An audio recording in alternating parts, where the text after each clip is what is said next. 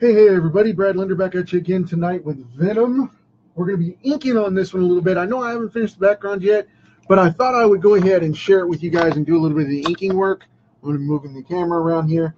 I'm going to start in on his head for a little while here and do some inking work, like I said, and build this out. So bear with me just a second. I'm setting some tools to the side here, and we'll get started. I'm going to share this over with the page, and we'll get going. Let me see here. Got it on the channel, and now we've got it on the page in 3, 2, and 1. Okay, cool. Now I'm going to jump over. Like I said, I'm just going to start inking on this. I know I haven't finished a lot of the preliminary pencils. I haven't done the background and stuff, but I thought tonight for just a little bit I would hang out with you guys and go ahead and ink this thing, because I'm going to ink it. I've decided I'm going to ink it and color it anyway. So I just wanted to kind of come on and hang out and do a little bit of a live, and I'm getting this one done for the weekend, you know, before I cut back into working on my site tonight. Well, this morning actually, because it's just about midnight here, and I just kind of wanted to hang out a little bit and get this going, you know. This has been a massive project, and I want to get this piece finished so I can get the sketchbook out and get that up this week. And before I can do that, I have to have this piece done. So I mean, that's the rule on this, because this was the last committed piece of the year, the 1-year mark for this project. And like I said, I'm still going to keep the show going. It's just I wanted to do something special with it, and since I started on the Venom, I'm going to finish on the Venom. But I'm going to hang out tonight for a few minutes, like I said, probably about 20-30 minutes, and maybe a little bit longer depending on how it carries over. But what I'm going to do is I'm going to ink on this a little bit, at least his head here, and then I'm going to move into going ahead and finishing this up, going to get these pencils in and finishing this bad boy up, and I'll bring it back to color it for later this week as an episode of the show, so we can do that. And we'll be able to hang out and whatnot. But yeah, I just want to get my website out there and get this sketchbook finished up. And as soon as I have this guy colored up this week, I'm going to be doing it Monday or Tuesday and finishing this up so we can have it done and go from there. It depends on how long it takes me to finish the background and to ink it, with time constraints of everything else going on with my website going live, and Relapse coming out, and Lone Rider coming out, and Catman Evolution #4 coming out. There's a lot that we've been waiting on for a while now, and it's all ready to go. So I've got to start knocking that stuff out. I'm also going to be doing a training for how to draw comics. I'm going to be doing some tutorial stuff and getting some things going in that direction as well. So you guys will be able to see that. And it's just been a busy couple of days. And just for all those that asked me, thank you very much. I appreciate it. I will be making this available very soon. Also, I did go see, I took a little time today and went to go see Infinity War. Man, no spoilers here. I'm not going to ruin it for anybody that hasn't seen it yet, but wow. I mean, seriously, just wow. That was intense, man. That whole thing was just crazy. And like I said, I'm not going to spoil it for anybody or anything like that, but man, that was crazy. That was insane. Really good film. The prediction of the Empire Strikes Back type feel for Star Wars fans, you guys will get that. That's exactly what it feels like. I really enjoyed it. It was good. It was good. But yeah, man, I just wanted to kind of come back and finish this up, because I know this is a big piece, and I've been taking my time with it for the show purpose, you know. But now I've got to get it done because I want to get this sketchbook out, and I'm getting asked about it all the time. And since I hit the 1-year mark and doing the show a couple of times a week now instead of every day, I just wanted to let you guys know what was up, and we're going to knock it out and get it going. But yeah, man, it's just crazy stuff. So much going on. So much going on. Now, when I ink these things normally for a comic book, I don't do this like this. But for this piece, it's going to be like a commission kind of thing.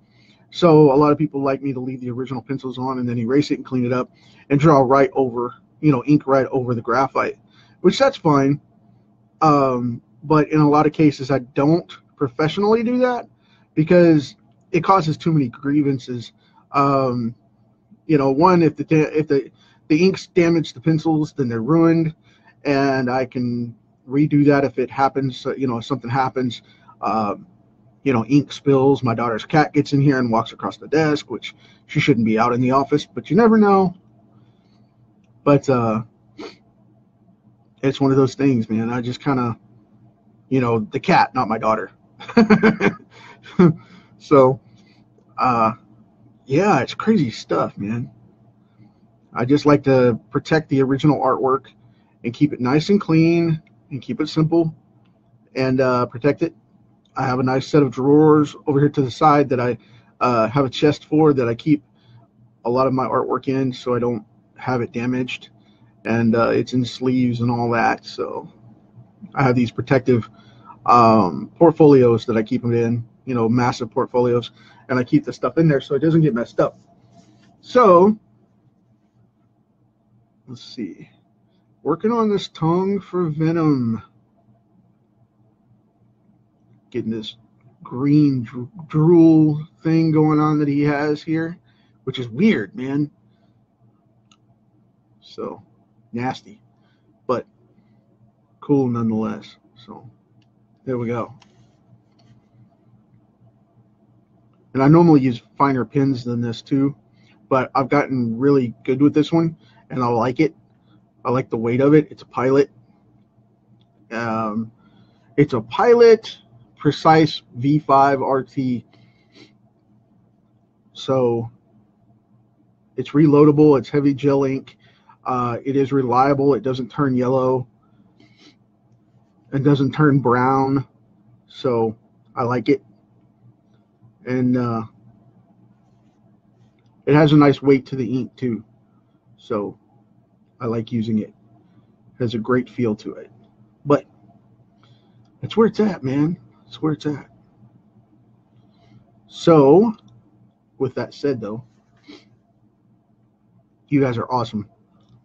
Thank you so much for all the support with this stuff. And this week's going to be freaky, man. This week's going to be freaky. I'm going to be all over this stuff. So, everybody was like, you're going to be gone. We're not going to see you for days on end. No. I'm still here. I'm still around. I just may not be on doing this particular skill set right now. So it does happen. But that's okay, though. We got to move on so we can do other stuff, too. So, the series still comes along, though. And the podcast is going to be regular this Friday. This coming Friday, which is going to be nice. That's going to be cool. So, and I've been asked to do a 30 minutes daily podcast, but I don't know, man. I might not. I don't know. That's a lot of content for comic creation and stuff. Business-wise, I could do that easily, but for comics, it would be a tough sell, man, keeping everything fresh, because the news doesn't come out like that on comics, unfortunately. There's just not enough material to talk about. But we could do it. I mean, it could happen. There's enough indies that we could do it. But we'll have to see how it goes. And let's see here. Knocking this bad boy out, putting in all these cool details. I'm getting pinged left and right over here. Let's see.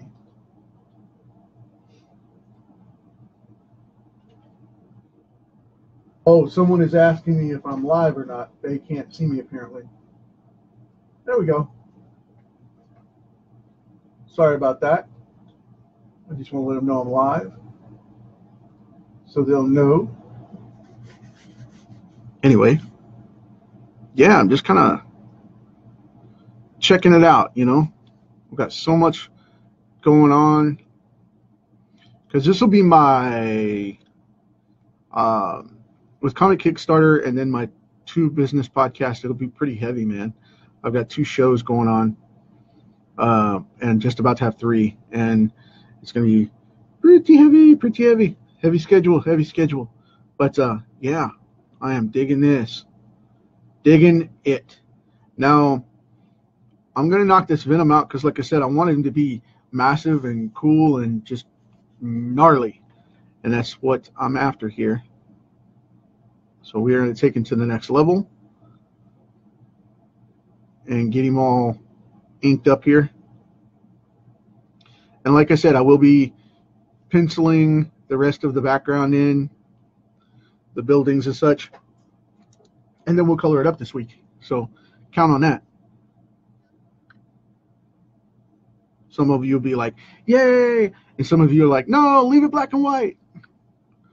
But, yep, I think that's the way we're going to go with it. Make a nice color shot out of it. As far as you can make Venom color, because it's a silhouette character. So it's not really, you know, he's a little more abstract. Which I've always found that fascinating about this character, because of the fact you have to make him so dynamic, even though he's so abstract and obscure in the way that he is designed. I just find that really, really cool. It takes a heck of a push to make it look good and not look flat. And no, don't get me wrong, I'm not saying I'm great at this. I know a lot of people that are better at it. But for sake of argument, though, it does look pretty good. Not getting a big ego there at all. Not getting a big ego at all.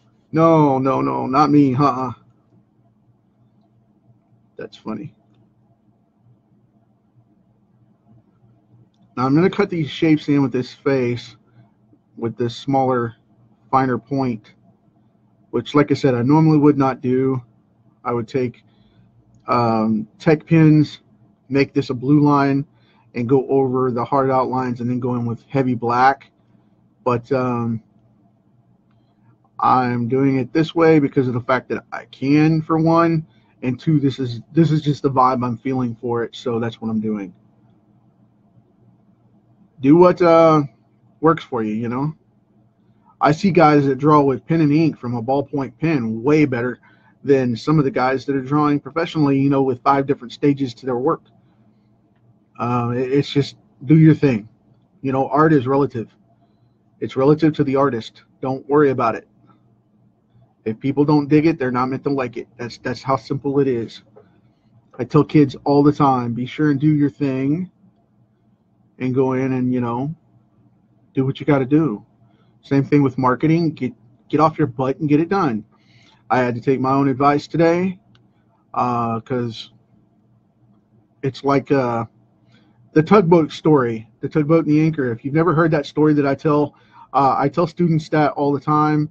And if you haven't heard it, there's a point in your life where you have people behind you that are either a support system or a hindrance. And that means they're either supporting you and pushing you forward and motivating you and energizing you, or they're coming up the opposite direction and they're hindering you by holding you back.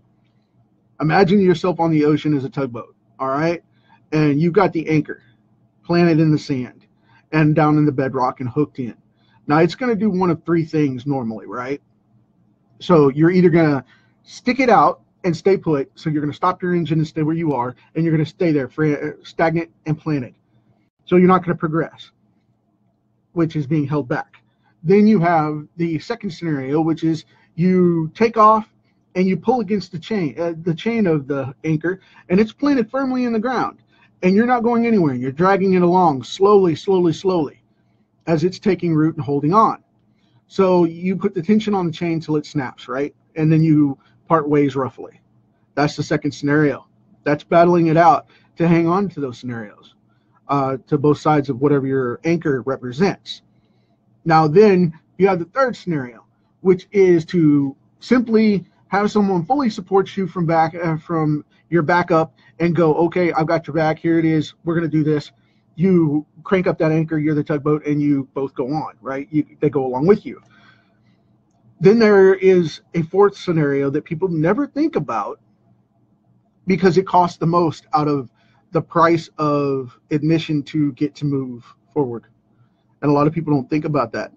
And I want you to think about it because it's very important, okay?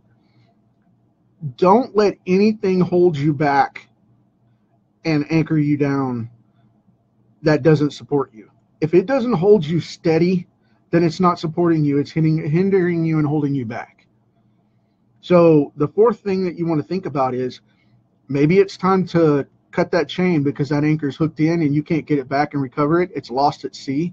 And maybe it's time for you to release the chain and get a new anchor at the next port. Think about that. Figure out what the price of hanging on to that anchor versus giving that anchor up is going to cost you, and go from there. Because whether it's a person in your life in a relationship that sucks, whether it's a family member that's giving you grief, whether it's a fear of you not wanting to do it for yourself and take the risk, there's a price and cost for everything we get in life, okay? Everything. And that scenario will come to mind from now on, and I guarantee it will. If you keep it in mind and think about it and figure out what you want and where you're going as the tugboat in your next step of life, think about where you want to go and what you want to do, and think about it if it's worth the price of admission from what you're doing with giving up that anchor in the action you take. Think about it. I know that's deep, but think about it like that, because you have to consider what you're doing in your life and how it's going to affect you versus what's going to affect that anchor. So is it time to cut it loose and move on without it? Is it bedrock, fodder and stuck? Or is it something that you can get together and move on with? You got to think about that stuff. And think about this. If you're listening to this right now and you're an anchor in someone's life and you are someone that is tied to them permanently, or you know someone that has that whole scenario going on and you have an anchor attached to you and it's a hindrance, stop being that hindrance before you're not there anymore. That's a cold, hard fact, man. Because if you ask someone to choose their passion over you or you over their passion, you're going to lose. You're going to lose. And you either need to be supportive of that and stop being selfish, or let them go to where they can do it. So, you can break the chain as an anchor too. It sucks, but it is what it is. So start thinking about that. If you're an anchor to someone, either get loose, hold on, let go of your bite, hold on to the chain and go up and let them reel you in and you go on together, or move on. I mean, I know that's a deep, like I said, I know that's a deep, deep, heart-wrenching thing to think about someone being like that or something major being like that, but it happens on a daily basis. I hear it all the time. I face it once in a while in issues in my life and relationships and things like that, and it's one of those things where you have to step up and say, what's the price worth? What do I have to pay to get what I want? If I want to do these comics and someone doesn't want to be with me and tells me it's either you or my comics, it's either you or your comic books, or it's you or your marketing, or it's you or your business, anything or any person that confronts you in that way, you have to step up and answer to that and say, okay, I'm going to counter it. What is it worth to me to keep this versus what I want? And you do what you want to do and need to do anyway for your life to progress. And I guarantee you, they're either going to move on or they're going to be right there with you and they're going to suck it up and straighten up. But that's a selfish thing. Don't ever let anyone tell you you have to make a decision and choose to be with them or be with your dream in life. They shouldn't make you put in that situation and they shouldn't make you be put in that scenario. And if they are, they're being selfish and not truly supporting you. Think about that. Think about it. And it happens all the time. I constantly am faced with choices that I have to make. I have to give A up to get B. And, it's like Zig Ziglar said, there's a price for everything. Bob Proctor preaches that as well. There's a price for everything. And you have to be able to sacrifice that price to counter it. That comes from the Science of Getting Rich with Wallace Wattles. He said that flat out. Be sure to accept in the science experiment of getting rich. Know that you have to pay a price to fuel what you're doing in your dream and your ambition and goal to have it. Whatever you want to have, you have to pay counter to the universe.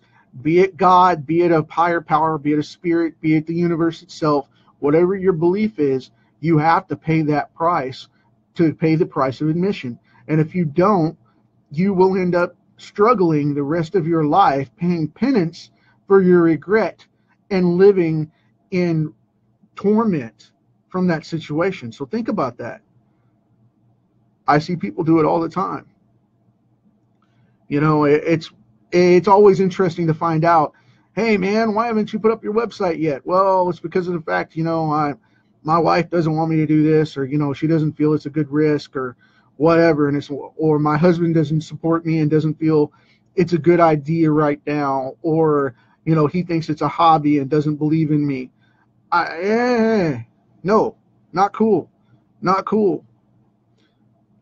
I've been told many times in my life, it's your art or me. And by personal family members, by direct family members. And, it's come to confrontation. I've mentioned it before. It's come to confrontation with my parents. You need to get a real job, son. You need to stop those comic books. No, I don't. I need to get more people that are supportive around me to help me get to where I need to be with the art school that I need to go to, which I never did. I'm self-taught. And, it's just one of those things, man. Buck up and shut up. And now it's one of those things where those people are constantly around me, cheering me on, saying, hey, how good your stuff looks great. Saw your video. It looks awesome. But I have nothing to do with them. Think about that. I don't cut them off to where they're not spoken to or respected, but I don't associate with certain people because of the fact that they come down that way, and I don't believe in having negative influences in my life. I don't need someone to tell me that I suck and I don't need to draw. I don't need someone to tell me that it's, I'm not going to support you because it's either your comics or me, or your marketing or me, or your dream or me, because they're so afraid of being left alone and left behind and whatever. This is a deep topic, you know what I mean? Like I said, the anchor can represent anything. It can represent a single fear. It can represent a single person, a relationship. It can represent your personal fear of failure, your personal fear of success, any of that. And I tell people all the time, when I tell you the tugboat story, you always have the option to cut it loose completely and not deal with it. You know what I mean? You don't have to deal with it anymore. If they're trying to get you to stop, if it's either or, give yourself a third option. Because they're not for you. Plain and simple. And you got to think about that kind of stuff. So get out there and put out your website. It doesn't matter if your friend says it sucks.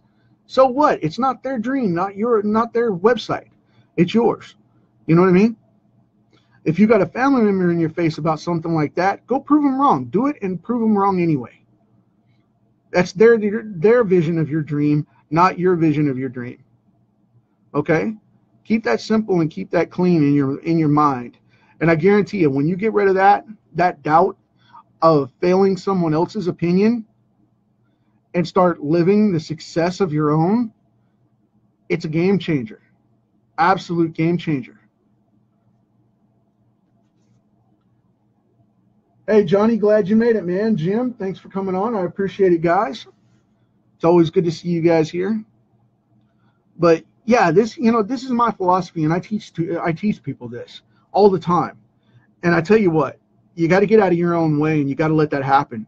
And the number one person that controls that choice is you, not them. So remember that, you know. And like I said, I'm not trying to be preachy here. I'm just giving you a cold, hard fact of life. You got to jump on board and say, this is where I want to be. This is what I want to do. And, you know, I draw every day, even though I get heckled all the time. It's like, oh, that's, you know, somebody made a rude remark about Thanos, the card that I did the other night, you know, and it's just, please, come on, whatever. You know, I don't take that crap personal. It's, you know, if an idiot does it, an idiot does it. So what? And, you know, some of my family saw it and they started, you know, hey, wanting to defend me and stuff because they know how I am about it. And it's just like, nah, just let him go. You know, he can't get me down and he can't get under my skin. I just muted it and blocked it and moved on. I don't have to see it. It's out of sight, out of mind. He's one of those people that I don't need to relate with. And the marketer that said it will know who he is, and I'm not going to name him out. It was a stupid remark to make and childish. So I cut it off and left it there. And this is the first time I've mentioned since. You know, it's one of those things where, yeah, big deal. People say bad jokes all the time. You got to get thick skin as an artist. And that's as a creative all across the board, not just marketing, but across the board. Because if you don't, you'll get your butt handed to you.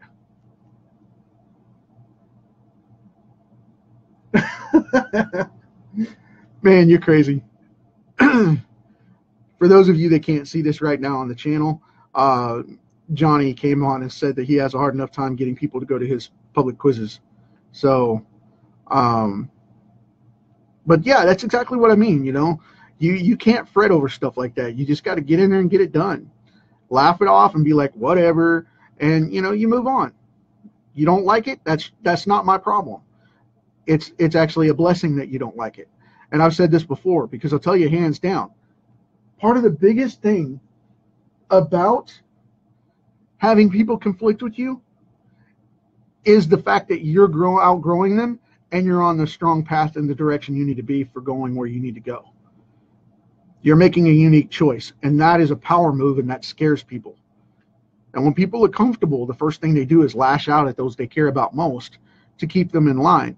Because if they can get you browbeat quick enough to where you lose that spark and don't have enough support, you'll give it up. Think about that. Think about it. Think about it.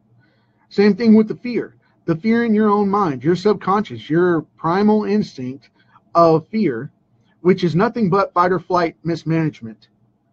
And seriously, think about it. Fight or flight mismanagement. And some of it could be trauma now. And I'm not talking about mental trauma or anything like that from a bad experience, okay? I'm talking just generic, pre-programmed, general fear of life in general. You know, fear of stage fright, fear of inexperience and the unknown, okay? I'm talking about new experience fear. There's a difference, because fear comes out of fight or flight. It's an instinct program we have in our primitive brain as human beings. We are still the human animal, and we've forgotten that. You know what I mean? And it's true. We've forgotten that. And a lot of us end up getting into it and we go, well, you know, I got stage fright. I don't want to speak. What if they don't like me? What if? And if you go into that what if path, you'll get stuck in what's called the what if time loop. And you'll spend a week and a half before you know it, pondering something that you shouldn't even be worried about. Because the scenario of what if is unfreaking limited. But if you go in with a plan and you follow that plan and you knock it out, I plan to draw Venom. I sketched out Venom. I laid down the pencil for Venom. I'm laying down the ink for Venom. This is a plan coming to fruition. This is what happens when you plan versus asking what if. If you leave it and you walk in the room and you go, what's going to happen in here? You're going to find out. That's what you're focused on. But if you go in here and say, I'm going to go up to that blackboard and I'm going to write a paragraph about who I am and what I am, and I'm going to make these students listen to me, and I'm going to give the best speech presentation on my topic possible, I guarantee you're going to rule that classroom because you went in with a directive and you did the plan. Does that make sense? I hope it does. Because I tell you what, that's exactly what's going to happen. You're going to bring it to fruition because that's what you're focused on. And I tell people all the time, whenever I go into a sales, what I call a marketing meeting, because I don't call them sales meetings. A lot of people still call them sales meetings. Old school guys call them sales meetings. But the thing is, they're really marketing meetings for me, because I go in and I sell the pitch before I ever go in the door. It's already marketed to them. They've already got content. They've already got proof. They've already got social proof, unlimited access to whatever we need to show them it's done. So I walk in the door, slap down my presentation, boom, I'm done. I'm out. I'm either consulting them or not. I'm not. And they come to me for that. They come to me. I don't go to them. They come to me. And the reason I do that is because of the fact that I know I own that room before I ever go in there. And if I don't, I already know it's an appointment that I don't need to make because of the fact that I know they're not right for that. Now, a lot of hardcore guys will be like, well, that's because you can't manipulate them. No, not true. Absolutely not true. 100% not true. There is no manipulation in marketing. There is only focusing on the client and bringing out the desired idea that they want to bring to fruition. If you know what their desire is and you can go in and pull that desire out and bring that desire to life for them into reality, that's what marketing is. You go in, you show them how to bring that in, then you give them the influence, the idea of your skill set. You influence them on believing that your skill set can bring that answer to life. And the reason you do that, and it works, is because you're not manipulating them, you're showing them it can be done, and you do it. Plain and simple. I want to draw comic books. I go in and I draw a comic and I show you. I can draw the comic. Here it is. This is what my artwork looks like. It's either going to be a resonating path to do it, or it's not the style you want and somebody else will come in and get it. Guess what? I guarantee you, if they come to me for the job, I'm going to get the job. I'm going to get the job if they come to me. If I have to go to them and submit for it, maybe. There's a good 50-50 shot that I may not get the job. And I'm okay with that because it is so many different factors in play in that particular scenario. But when I go in for a marketing project, I don't go to marketing projects unless they come to me. See, prospects come to me for that. I don't go to them. I never go to them. They always come to me. They'll come to me through friends. They'll come to me through word of mouth. They'll come to me through my websites. They'll come to me wherever they come through. And we'll handle the job, because when they find me, then that means they were looking for me. And what you find and what you need is always in the last place you stop looking. So that's why you find it. Well, why'd you found it there? Well, of course, it's in the last place you stop looking. You stopped looking for it. Why? Because it's in the last place you looked at. So if they're coming to me for whatever reason, art or marketing or whatever, if they're coming to me and resonating with me and getting into my message, then I guarantee you they're meant to be there for a reason, because they found me because I led them there through my material, my content, my connections, whatever that may be. Everything is all about my business flowing to come to that pass. And that's exactly what happens. And you should too, And back to the topic of the tugboat scenario, you should never let someone take you down and hold you that way. I mean, if you want to be, if you know what you are to them, and that is your vision, that is your position, that is your life choice and your mission, awesome. But you should never let someone crush your dreams, ever. And anyone that's trying to is jealous or hurt in some way, and they have a bigger meaning of being jealous and hurt and bullying than they need to have in their life, because they're jealous of you and they need to grow the hell up. I mean, flat out, they need to grow up. And they need to stop being selfish, and they need to be supportive or move on. It's that simple. Now, same thing with the fear factor. If you've got fight or flight going on, you need to grow up a little bit, get a thicker skin, and say, this is what I want to do. And you need to answer the one single question for yourself. And if it's internalized, it is one simple thing that you have to come to fruition with to understand the same tugboat scenario, with the anchor being fear in your own head. Okay. One, is it fight or flight? Am I scared of it and I need to push through it? Or is it something warning me that I'm not good enough and not ready yet and I need to study more or back off of this because I really don't want it? Think about that. You have to answer that question first.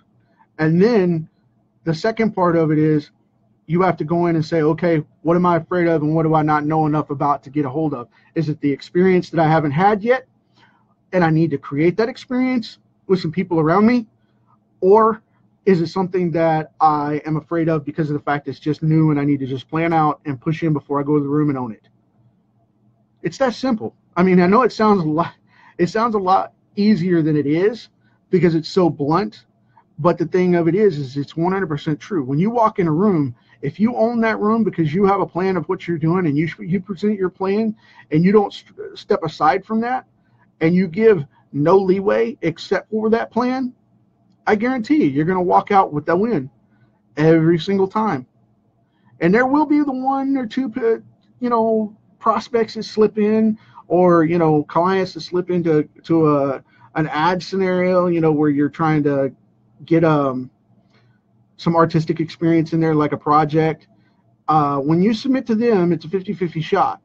If it depends on how bad you want it. I mean, for me, I'll walk in the door and I'm going to nail it, because I'm going to give them what they know and what they want beforehand, because I'm going to see what they publish beforehand. But for the average person, it's still a 50-50 shot. You're either going to do it right or you're not. And you need to learn from that, because if you got the 50-50 shot scenario going on, it's because you didn't prepare for the other 50%. I mean, I'll hear people all the time say, well, you can't control somebody that way. Well, think about it. If you go in for, say, a portfolio showing, it's like, well, they either like my style or they don't. Like I said before, that's the common scenario, okay? And that is common practice. But what I'm going to tell you now is the truth and reality of the matter. If you study whatever book they're producing first, say you're in a comic book scenario first, and then we'll do a marketing scenario.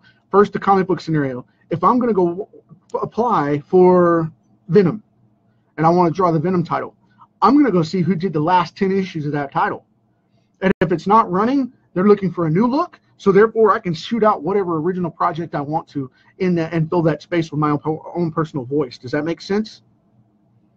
Because if I know what they did the last 10 issues, they're going to be looking for one of two things, either more of the same or they're going to be looking for different, a change up.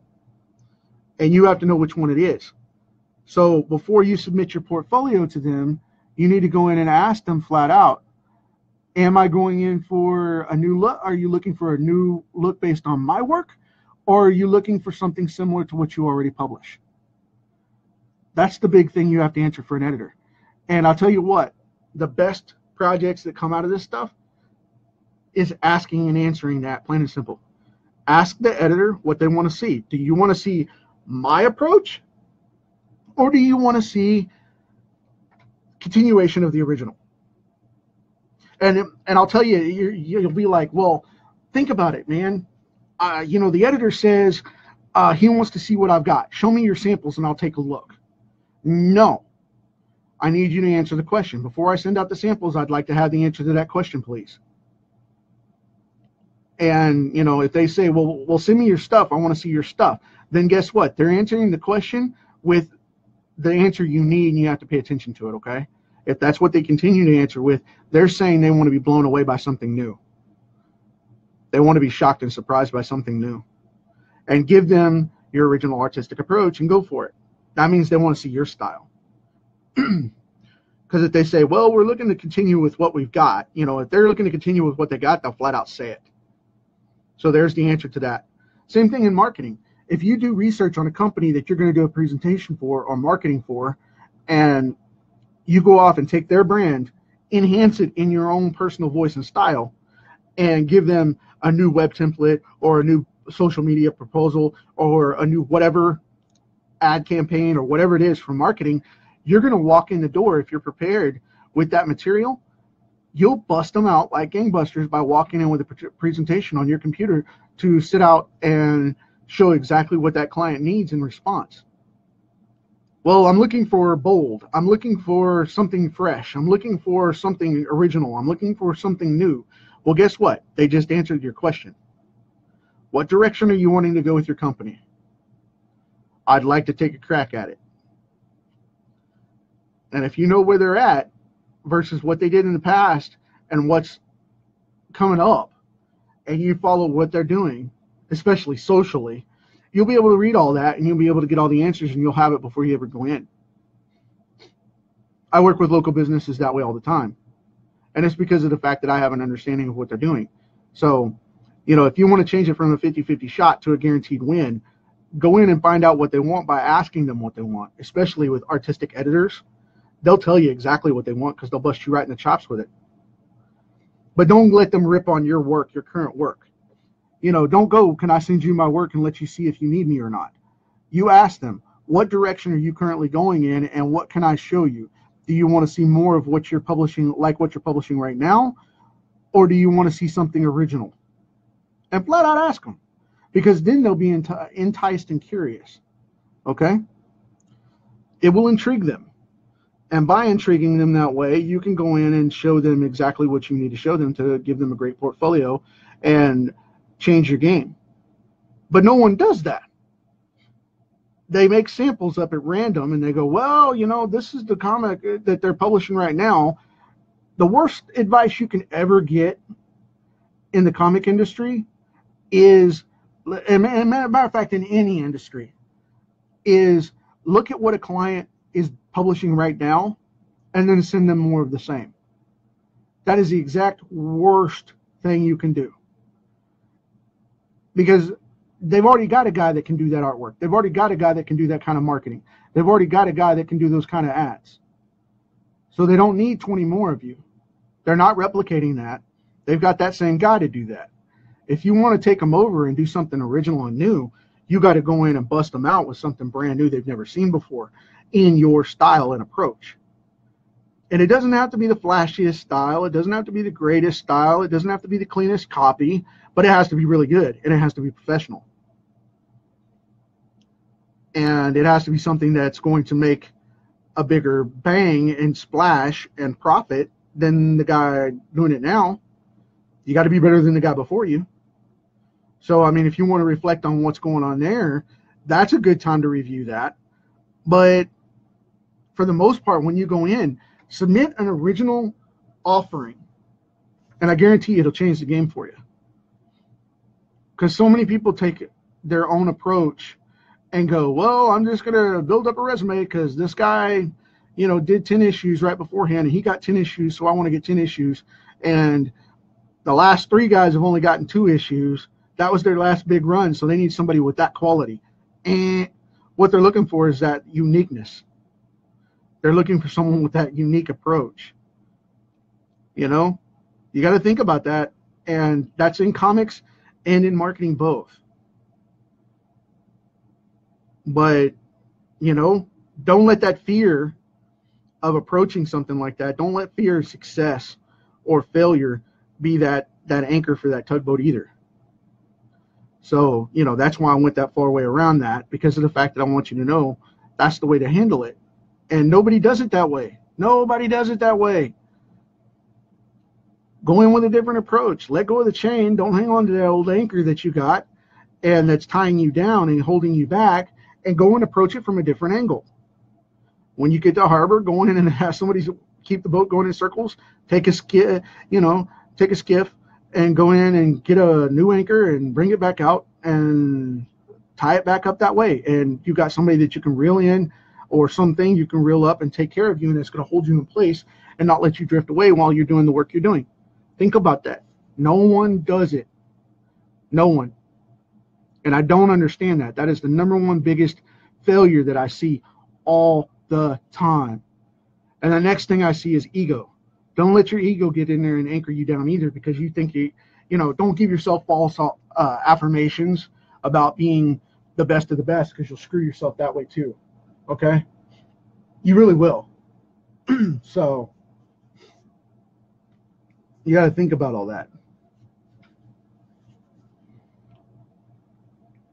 So I know that's a deep message and that's a lot to go on, but it is what it is. Whether you're in marketing or comics, either one, don't lose hope because of the fact that, You're tied down with an anchor problem that you've got to correct, or tied down with tied down with the scenario of paying the price, and you got to make that sacrifice. Figure it out.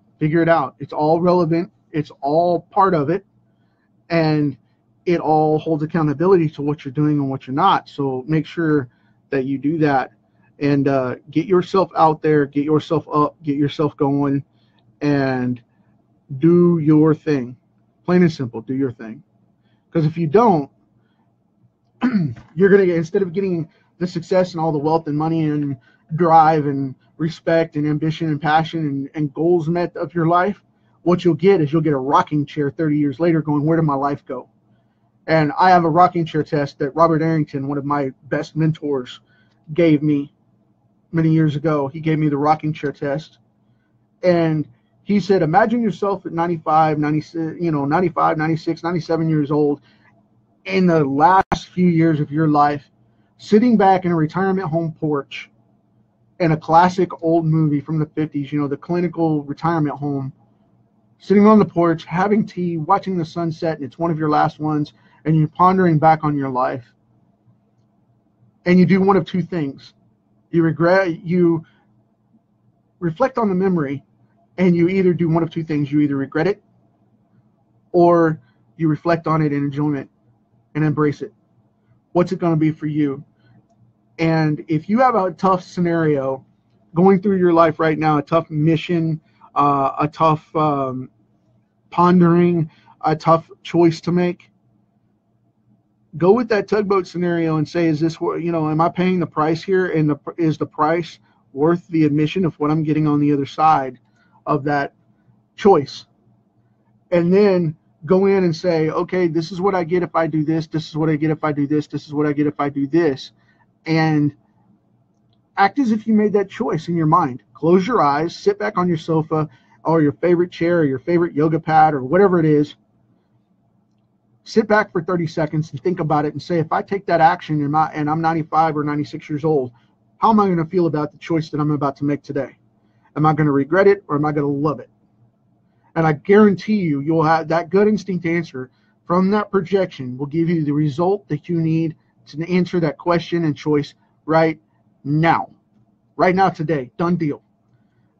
And it'll work every time. It'll work every time, because that will give you your gut instinct response. Okay? It'll give you total absolution for that, because you'll be able to think about it. And if it's going to be a regret, then don't do it. If it's a regret, then don't do it. You're not ready to do it yet. But if it's going to be something that's going to be an enlightened favorite memory, light a rocket under your butt and strap down to the cushion and go for it. Push the ignition switch and pop that rocket and ride it out, man. But fear nothing. You shouldn't fear anything. Fight or flight. That's what you got to ask yourself. Am I going to get screwed here? Am I getting, whatever's bothering you will show up as that anchor in that scenario. And you got to think about what that anchor is. If that anchor is someone going to give you a bad deal, is there a possibility of you screwing up and giving up something that you're not going to find worth it later? That's where the tugboat and anchor test and the rocking chair regret or fulfillment test come from. Think about that. That's a big step. That's a big step. And I guarantee it'll give you a lot more information and insight about yourself so that you can move forward. And if you say, well, I'm not going to regret this, I'm going to love it, I'm just afraid of the unknown, well, then guess what? Get known. Make a plan. Make a plan. Then you won't have to worry about it. Outline your plan of what you're going to do to get to that from point A to point B. Then you don't have to worry about it. You're your own biggest client in marketing. You have to market to yourself as to the plan of what you're going to do. And if you don't, that's why if you don't have a business plan, you don't have a business. That's why if you don't have a marketing plan, you don't have marketing. You don't have a campaign. That's why if you don't have a website design plan, you don't have a plan. That's why if you don't have a map, you don't know where you're going. You may know where you want to go, but, because you're either one of two people. You're either the guy with the map or a caveat of making the map, or you're the guy that doesn't have a map and you're lost. And that's for guys and gals. Think about that. And that's what fear of unknown comes from. It's because you don't have a map to show you where you're going with it. If you're afraid of something, figure it out and know that's going on, you know?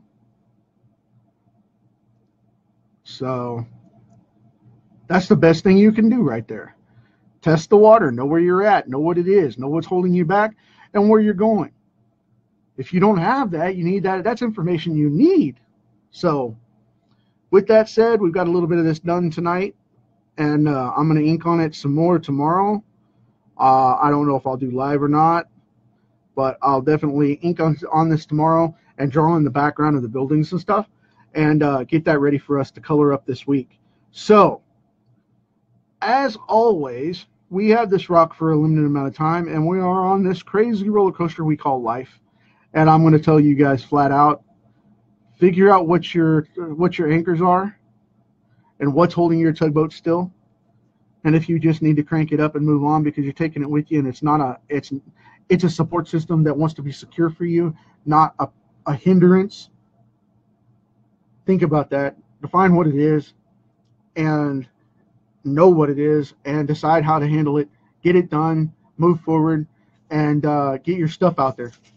So make it set up, do your thing, party on, and remember to set it up for the next generation as well. Talk to you tomorrow. Take care.